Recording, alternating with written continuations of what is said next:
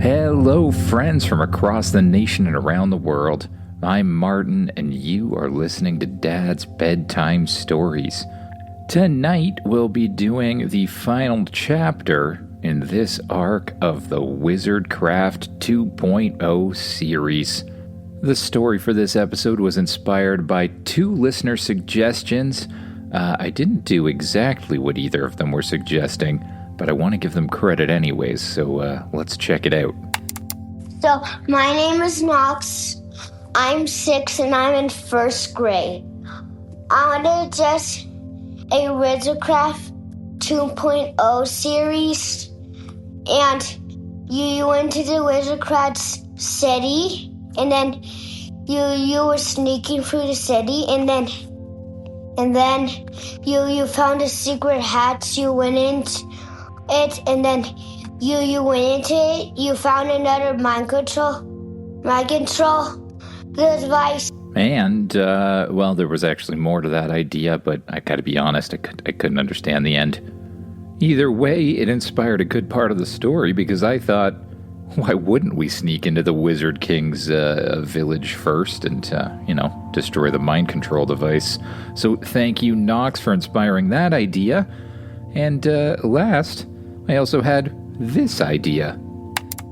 Hi, my name is Wilder. I live in Vineyard, Utah. I'm 8 years old, and I'd like a Dad's Bedtime Story of Wizardcraft 2.0, and you go up against the Wizard King again, and you face like this big metal golem where he shoots arrows, and he's almost impossible to beat, but you find a way to hack into his system, and you get him, and then the wizard's watching, and then when you destroy him and find he runs away, and he leaves the recipe book for metal golems there. Bye. I love your podcast. Wilder, also a great idea. I think the Wizard King does, in fact, need some sort of gigantic mechanical golem. I'm thinking it's like a really, really, really big one. But I've probably done enough talking for now. Time to get as comfy as you can in that bed. Close your eyes and imagine yourself doing what the kid in the story does. You wake up to the same prompt as normal. Words floating in front of your eyes that say, "Wake up," with a question mark. You mentally select yes, and the world comes into view once again. You remember that you're in the town hall from Eastgate, one of the 2 cities you recently took over from the Wizard King. You make your way out of the bedroom into the main part of the town hall, where you see all of your friends, and Gus, your town administrator, already surrounding a large table with a huge map on it. "Oh, good, you're up," Gus says. "We were just talking strategy for the final attack." You walk over and look at the map that everyone else is staring at. "As you can see, we have now captured both Eastgate and Westgate. We've successfully built portals between the 2 towns, and we've even raised a greater army than we thought possible. It turns out that with the mind control devices destroyed, well, many of the people were willing to join our cause. And the Wizard King had a good selection of armor and weapons. Our forces largely outnumber those of the Wizard King. However, his base is very well defended. walls larger than any walls we've ever seen before, with all sorts of new and interesting weapons and inventions. More than that, we believe that this town is where he raises his dragons, not to mention the likely mind control device that's probably implanted below the town as well. Well, any suggestions on how we go forward, you ask? Yes, I have one very important idea. With all of the other towns we've captured, we've taken care of the mind control device after the fact. This time, what if we did it first? His people's will to fight would be largely diminished. We may even be able to arrange a surrender of sorts. That is a good idea, you reply. If we take that out, then maybe the people will realize that we're actually trying to help them. I was hoping you'd say that. And I believe the person to do it will have to be one of you, Gus says, looking at you, Griffin, and Owen around the table. Each of you has the right mix of powers, the ability to stop time for one, and the ability to teleport short distances for another. That's a good point. You look down at your portal bracelet, and another thought pops up. With our portal bracelets, as long as we get in and destroy the thing, we can teleport back here, back to one of the other bracelets instantly. That is a good point. I hadn't thought of that, Gus says. Well, I'm gonna do it, you say. No, I can do it, Owen interrupts. No, it has to be me. And there shouldn't be much to worry about. If I get into trouble, I'll just portal back here and we can take over the village the old-fashioned way. What else do we have to figure out, you ask? Well, after the signal is given, our troops will attack from two fronts. Our golems, dino riders, and knights have all been split up between Westgate and Eastgate. The Eastgate army will arrive from the east. No surprise there. Well, the Westgate army will arrive from the west. Well, you sneak into the camp to destroy the mind control device. We will set up the army in the nearby forest. As soon as you portal back, we will attack. All right then, it's settled. Everyone, let's get ready. You immediately reach into your inventory and summon your armor. You walk outside the town hall and activate your wind powers, allowing you to float up into the air, high above the town. You watch as the soldiers, golems, dino riders, and even a couple worm riders all equip their own army and begin to line up outside of the gates. While many of your golems were destroyed, the number of people you've taught the golem spell to has allowed them to become replenished pretty quickly, at least the rock golems.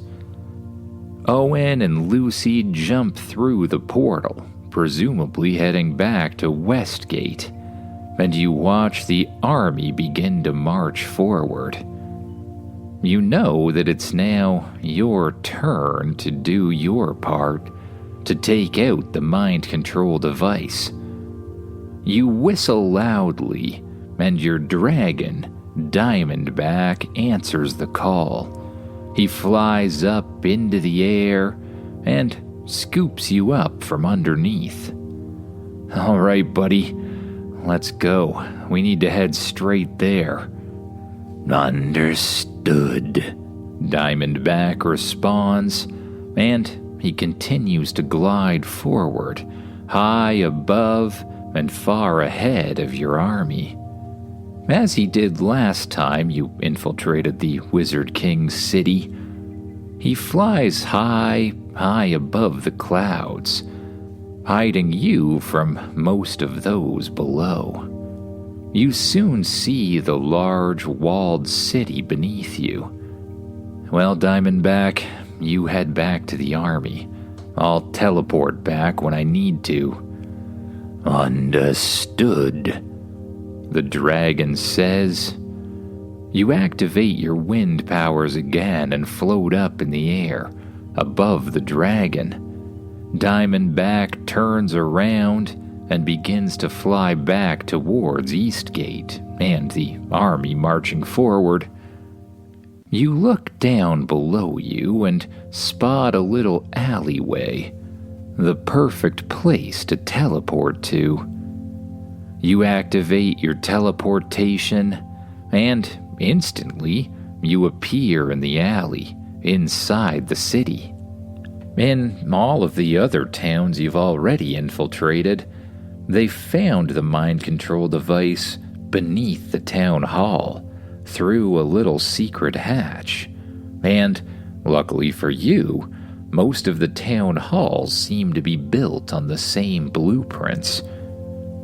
You quickly and quietly make your way through the city, teleporting from an alleyway to a group of shrubs, to the inside of a wagon, and then over to another alleyway before you can eventually see the hatch you're looking for. It's protected by 2 guards in full black and red armor. There's no way you can teleport past them since, well, they'll see you, and there's no way you can teleport right into the chamber because you've never been there before, and you can't currently see it with your own eyes. Instead, you decide to activate your time powers. With a wave of your hand, your body suddenly shifts into a new speed of existence, making everything around you seem to stop completely. A timer begins to count down. You instantly run over to the little hatch.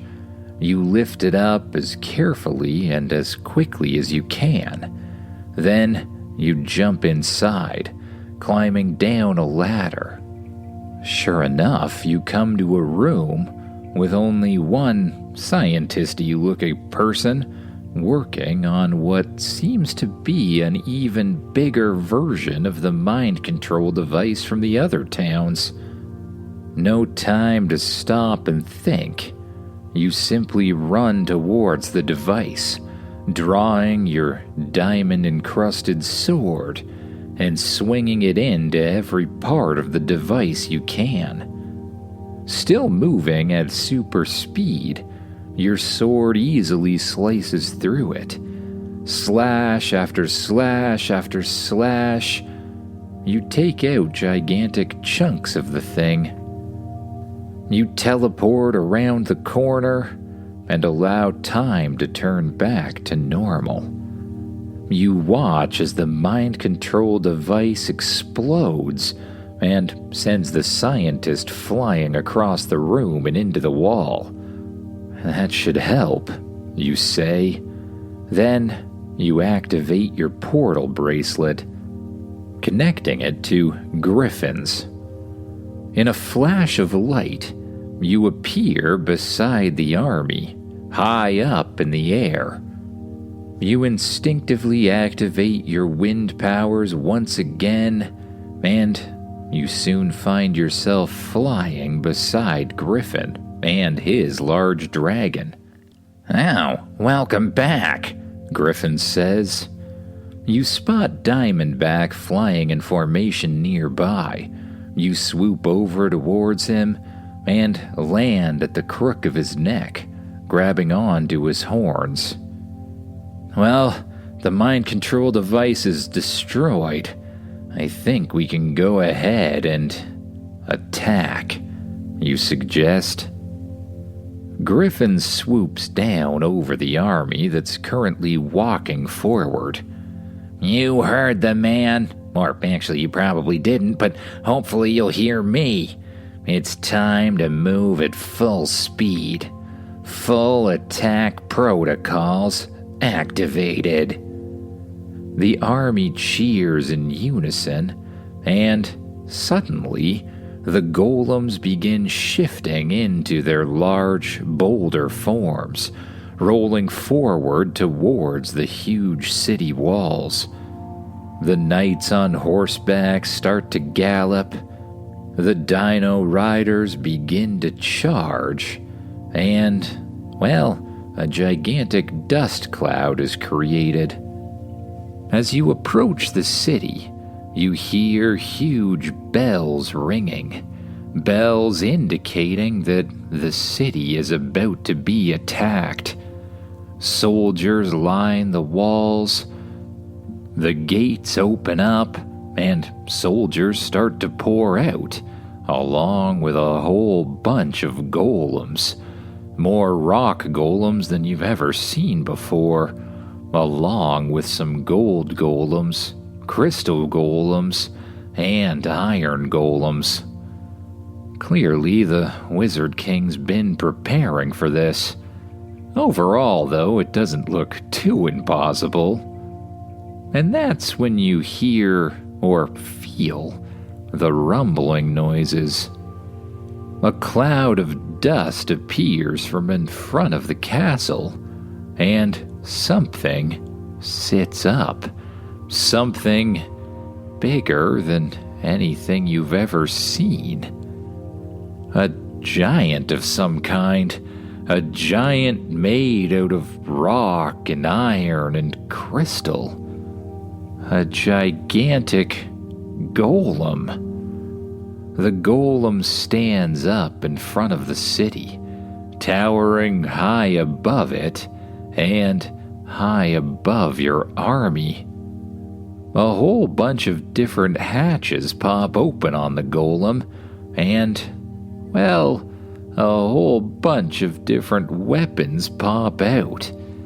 They look kind of like gigantic bows and arrows, only it looks like they fire huge spears instead.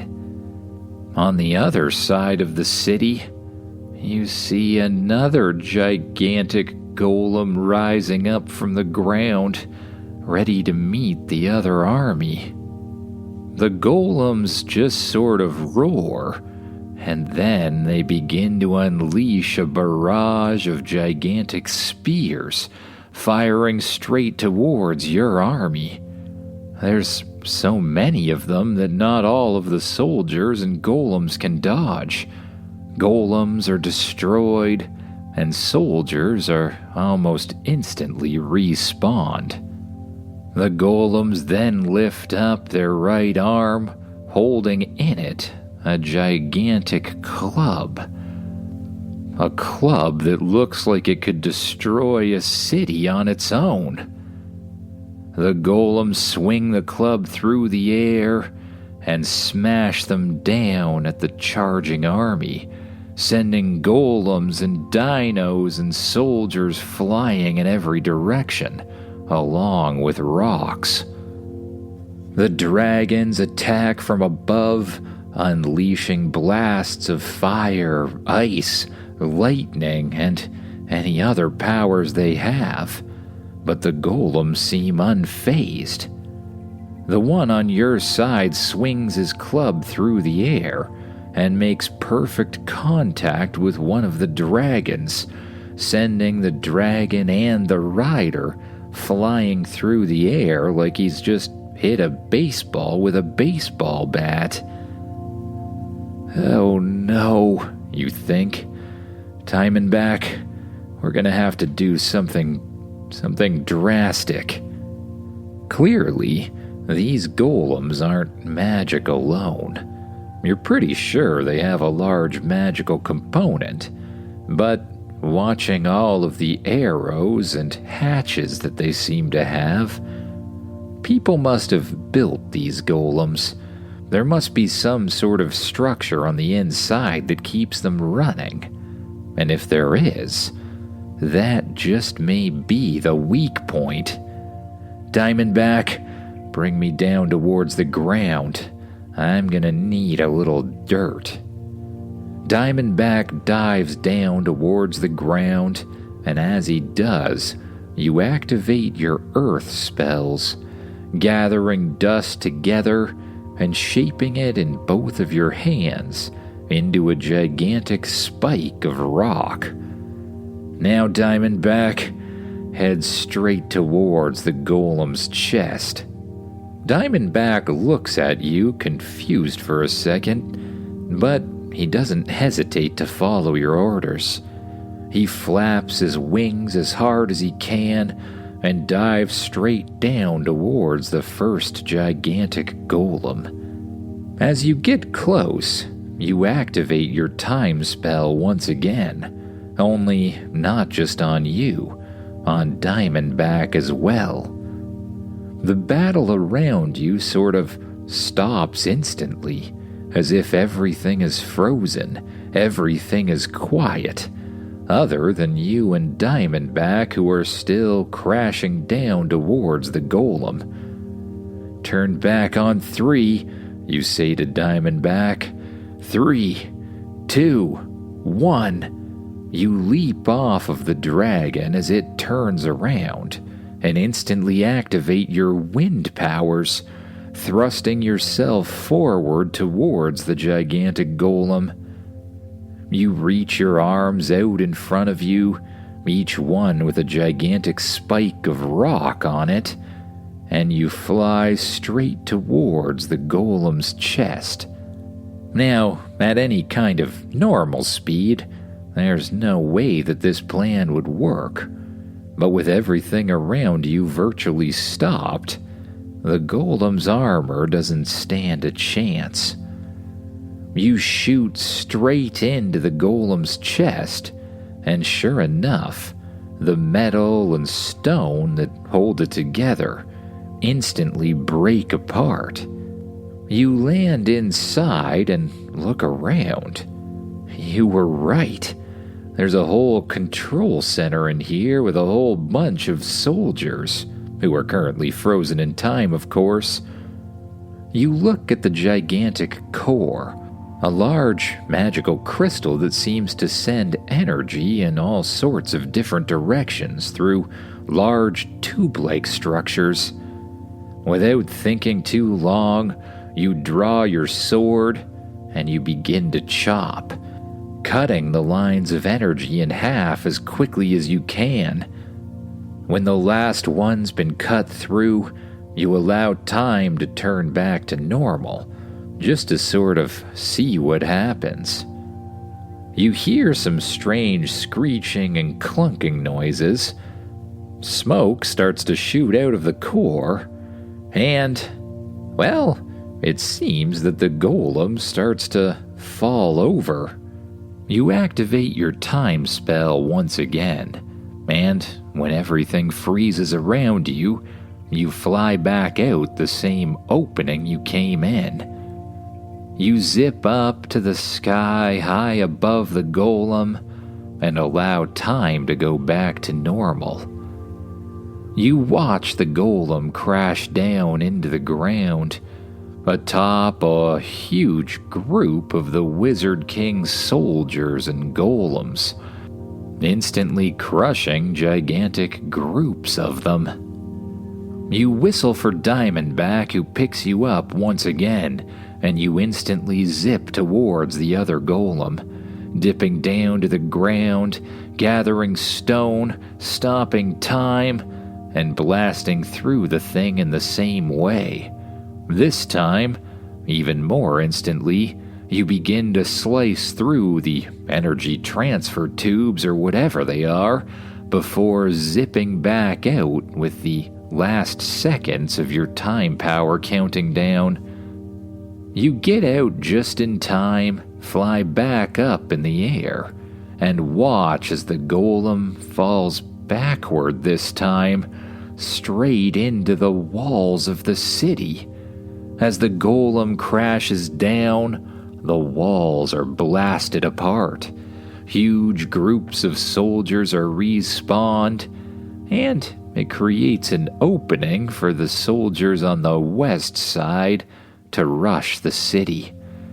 Dinosaurs, knights, dragon riders all begin to zip through, clearing the walls of the city until the people in the city just sort of put up their hands and drop all of their weapons.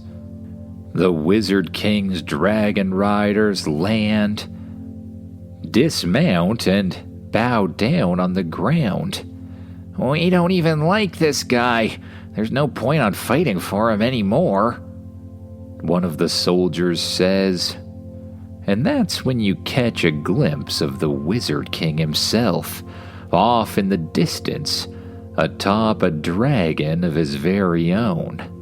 He gives the dragon a kick, takes to the air, and starts to fly away from the village. "Not this time," you say, whistling for Diamondback once again. Diamondback swoops out underneath you, and you land in the crook of his neck once more. You activate your wind powers and command the wind to shoot Diamondback along, even faster than he can normally fly. You soon catch up with the Wizard King, who starts unleashing a barrage of attacks. Lightning bolts, bursts of flame, rocks shoot up towards you. You dodge left, dodge right, then you jump off your dragon, once again activating your wind power and flying straight for the Wizard King. Luckily, he doesn't see that one coming. You tackle him off of the dragon, and the two of you blast down towards the ground. Just before you make contact, you sort of swoop up to break the fall, sending the Wizard King flying across the ground. Almost as if he's trained in ninjutsu, the king rolls, backflips, and lands on the ground facing you, his wizard robes flying in the air, and his wizard hat still, somehow, perfectly atop his head. He activates a lightning bolt in his left hand, flames in his right, and he stares directly at you.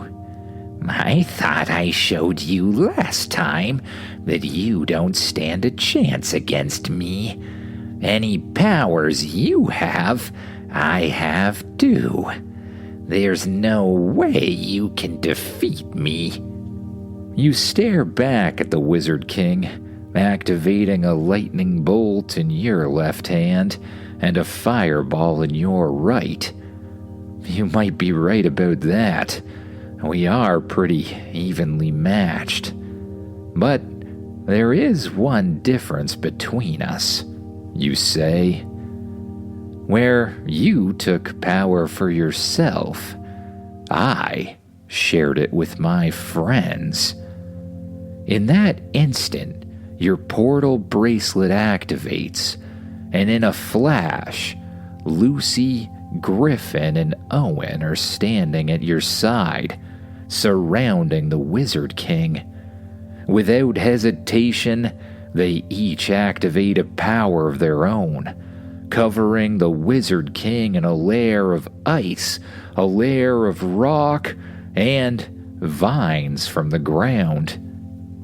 With no time to think, you draw the crystal ball out of your inventory, the one given to you by Lucy's teacher. You use your wind powers to shoot forward towards the Wizard King, and you meet his chest with the crystal ball. The ball activates and instantly sucks the Wizard King inside.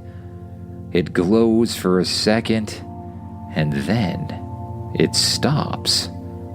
The Wizard King is finally captured. In the coming days, there's a lot of rebuilding to do. Gus, Owen, Griffin, and Lucy all help out a lot until they get the city running like it used to. There's some talk of you becoming the ruler of the city, taking the Wizard King's place, but you make it clear that you don't want power like that. If you're to lead, it'll be because the people want you to. Once everything's settled, a new prompt appears in front of your eyes. Would you like to exit the game? The game? You remember suddenly that this was, in fact, a game that you got sucked into.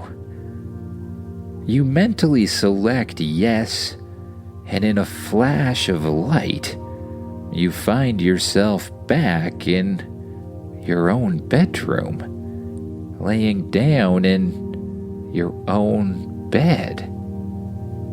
Did that all really just happen? Clearly it did. It felt so real, but you feel so tired. You lay down in your bed. You pull the covers up over top of yourself, and you allow your head to rest on the pillow once again. With deep breaths, you start to process the whole journey. The friends you made, the power you gained. You wonder if it's ever a world you'll be able to go back to. And as you wonder, you allow your heavy eyes to close, and your mind begins to wander off to thoughts of new dreams and new adventures to come. Good night, everyone.